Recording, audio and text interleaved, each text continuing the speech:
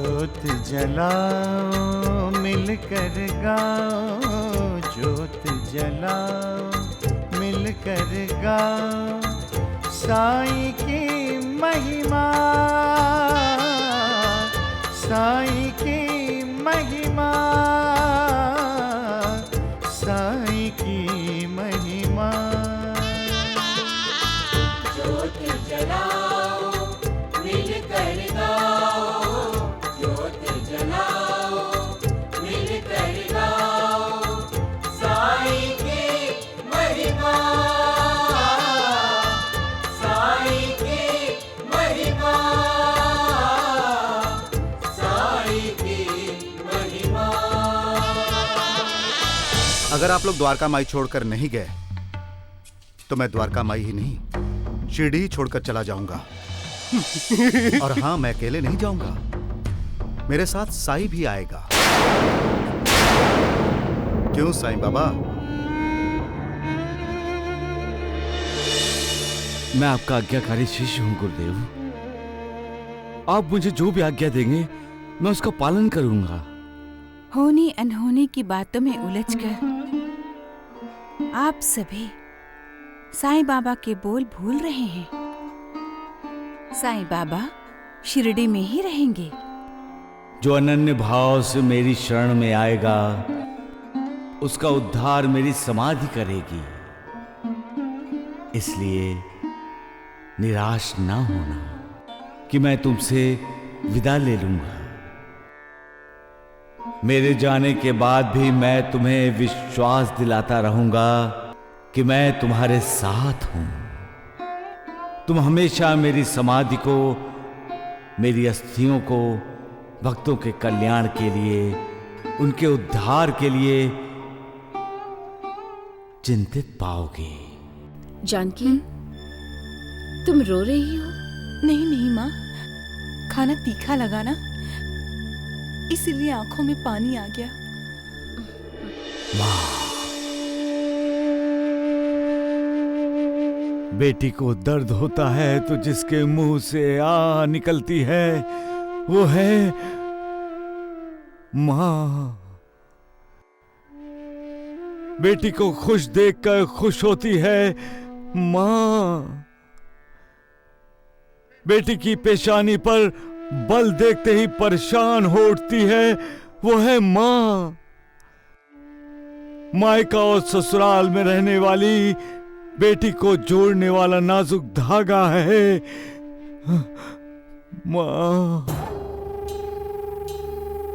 वाह साईं वाह।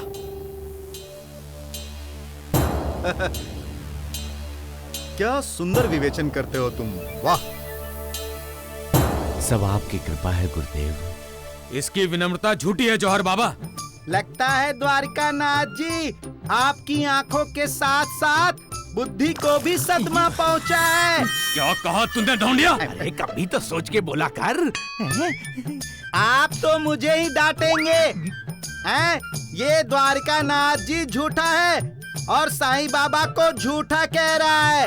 लगता है आपकी भी आंखों के साथ साथ कान भी काम नहीं कर रहे हैं। क्या कहा तुमने?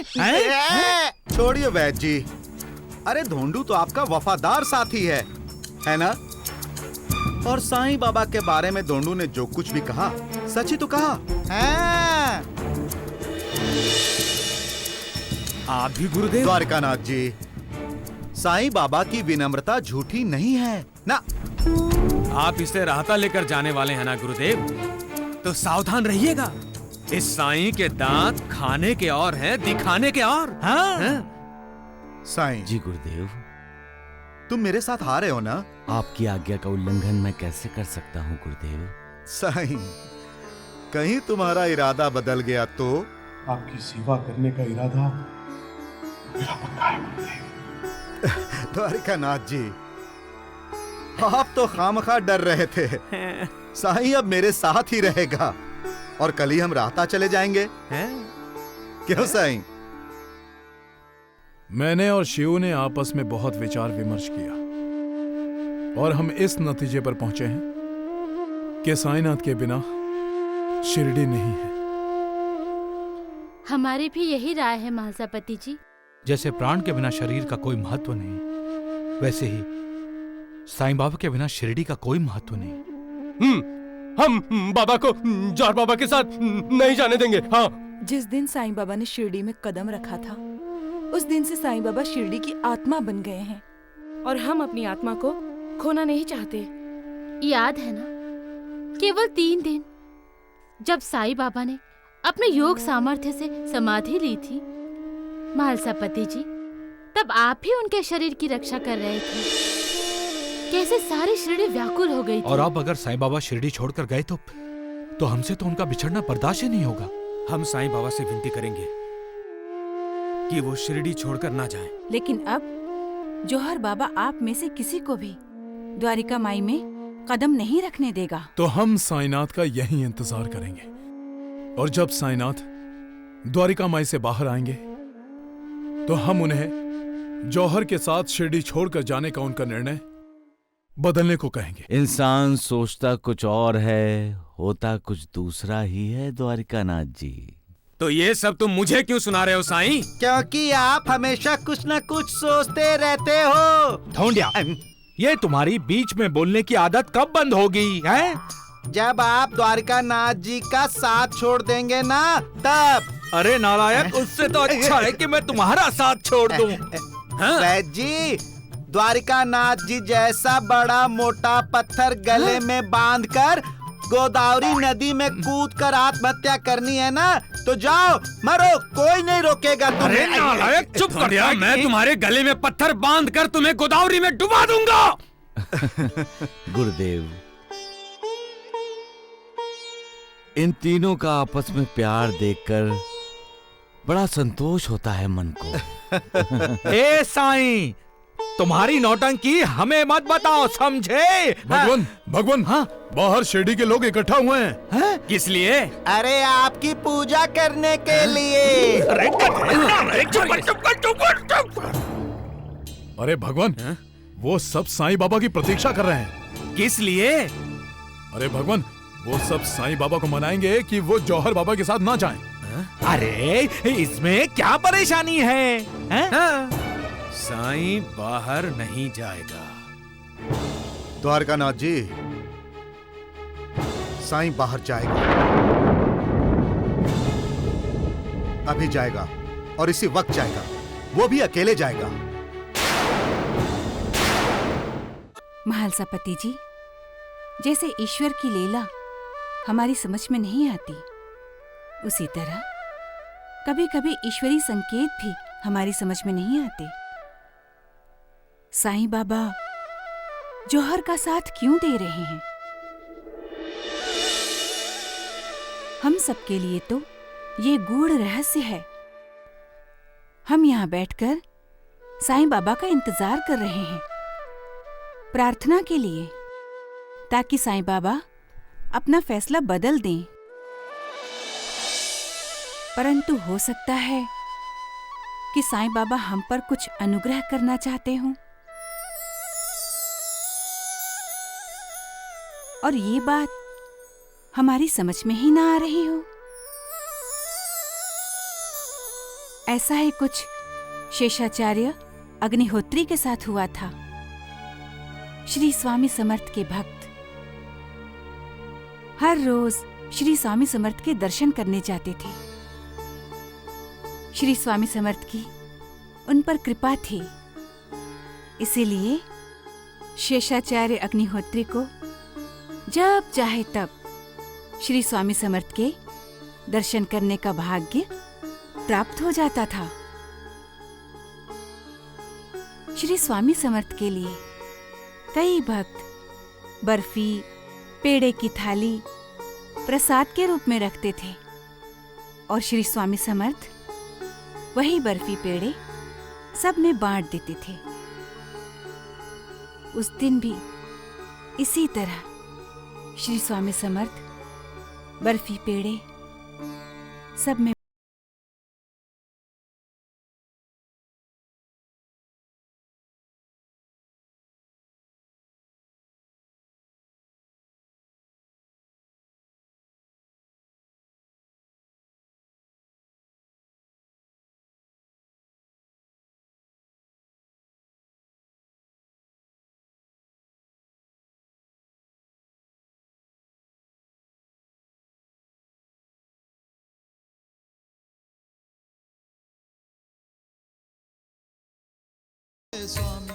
शेषाचार्य, प्रसाद नहीं मिला?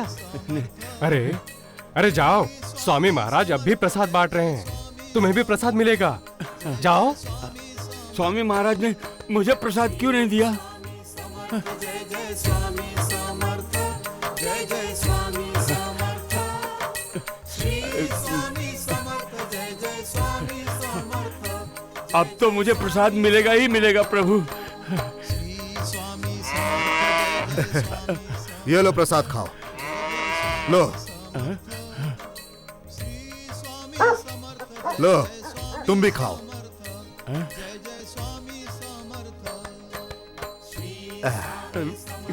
और मेरे हिस्से का प्रभु? अरे कमाल है, स्वामी महाराज ने तो शेषाचार्य जी को प्रसाद ही नहीं दिया। लेकिन उन्होंने तो प्रसाद सभी को दिया है, सिर्फ शेषाचार्य जी को नहीं दिया। कुछ तो कारण होगा।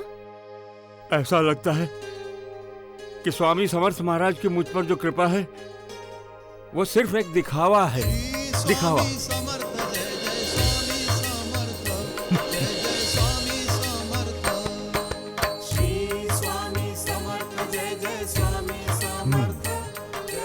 क्यों तुकाराम, कैसा चल रहा है? आपकी कृपा से सब ठीक चल रहा है स्वामी महाराज।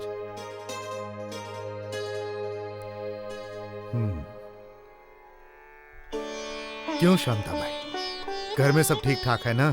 जिस पर आपकी कृपा हो वहाँ सब ठीक ठाक कैसे नहीं रहेगा स्वामी महाराज?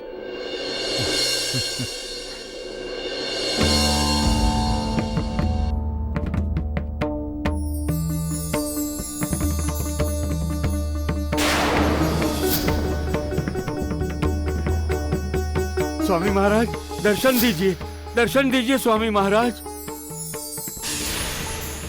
तुम जाओ यहाँ से शेषाचार्य, तुम जाओ यहाँ से।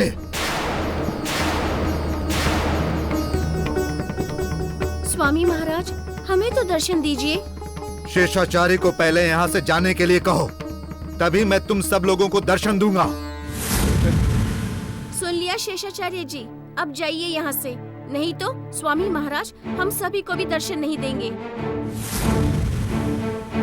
आप जाइए शेषाचार्य जी, कृपा आप चले जाइए। अरे जाओ ना यहाँ से।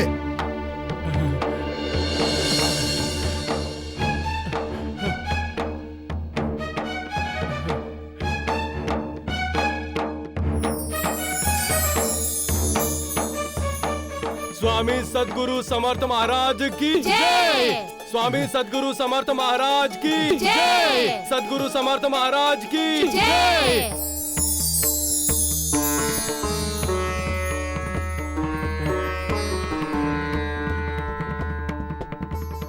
स्वामी महाराज हर रोज आप मुझे दर्शन देते हैं, फिर आज क्यों नहीं? मेरा अपराध क्या है स्वामी महाराज? तुम यहाँ से जाओ। लेकिन मैंने कहा ना जाओ।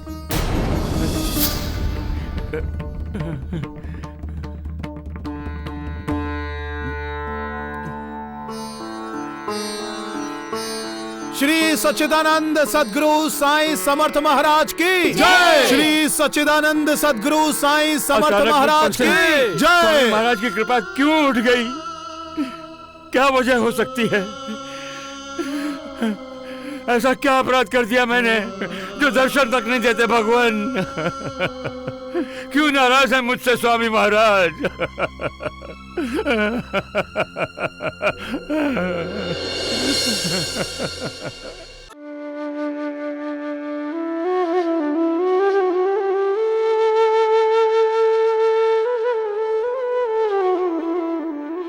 अरे इतने सवेरे सवेरे तुम कहाँ जा रही हो? तुम्हें पता भी है, स्वामी समर्थ महाराज इसी खास बाग में आए हैं। स्वामी समर्थ? क्या कहा? स्वामी समर्थ महाराज, वो भी खास बाग में? चलो चलो, मैं भी उनके दर्शन करने चलता हूँ। चलो चलो।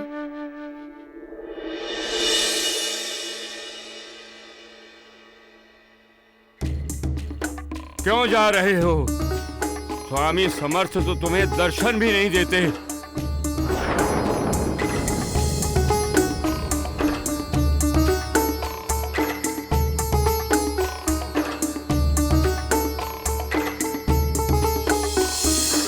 स्वामी समर्थ मुझ पर नाराज क्यों हैं?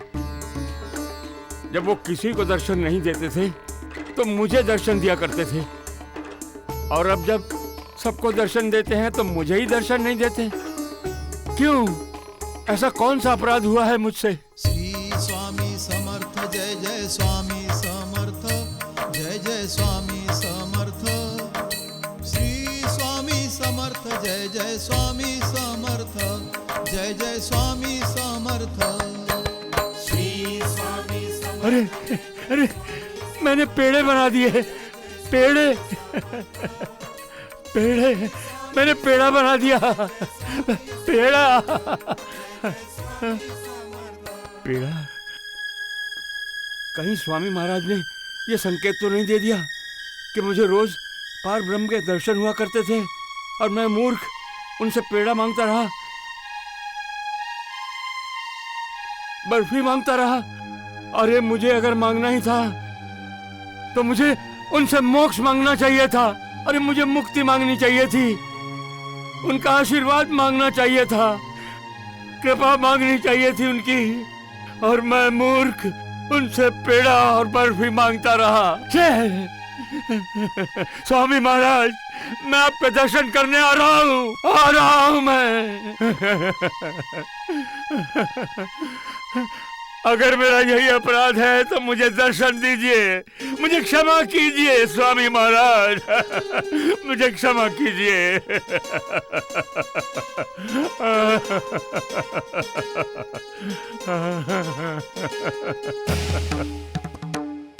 स्वामी महाराज, स्वामी महाराज, स्वामी महाराज, स्वामी महाराज, स्वामी महाराज, मुझे क्षमा नहीं करेंगे स्वामी महाराज, मुझे क्षमा नहीं करेंगे आप। स्वामी महाराज क्षमा कीजिए स्वामी महाराज। स्वामी समर्थ जय जय स्वामी समर्थ, जय जय स्वामी समर्थ। श्री स्वामी समर्थ जय जय स्वामी समर्थ। क्या चाहिए तुम्हें शेषाचार्य? पेड़े या बर्फी?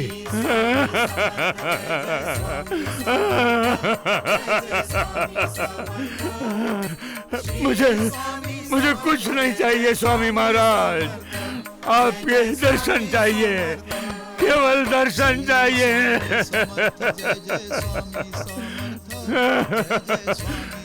स्वामी महाराज,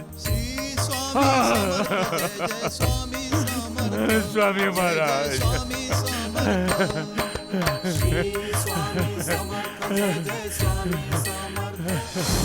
संत, महंत, अवतारी पुरुष इसी तरह हमें संकेत करते हैं महालसापति जी। उनकी हर कृति समाज को कोई न कोई संदेश देती रहती है। कभी कभी उनका व्यवहार हमें गूढ़ लगता है, लेकिन उनका हर व्यवहार भक्तों के और समाज के हित में ही रहता है। साईं बाबा का जौहर बाबा का शिष्य मानना निश्चय ही गूढ़ है, लेकिन इसके पीछे भी उनके शिष्यों की भलाई ही लिखी होगी। जब हम उनके व्यवहार का गूढ़ अर्थ जान जाएंगे, तभी हमारे मन की बेचैनी दूर हो जाएगी। परंतु तब तक तो हम बेचैन ही रहेंगे ना। सबका मालिक